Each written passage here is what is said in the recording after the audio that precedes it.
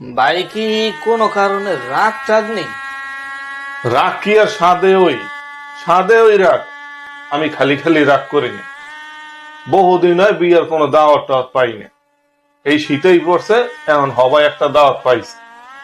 তার এই দাওয়াত যখন খাইতে গেছি যাইয়ে গেটে কেবল খারাইছে।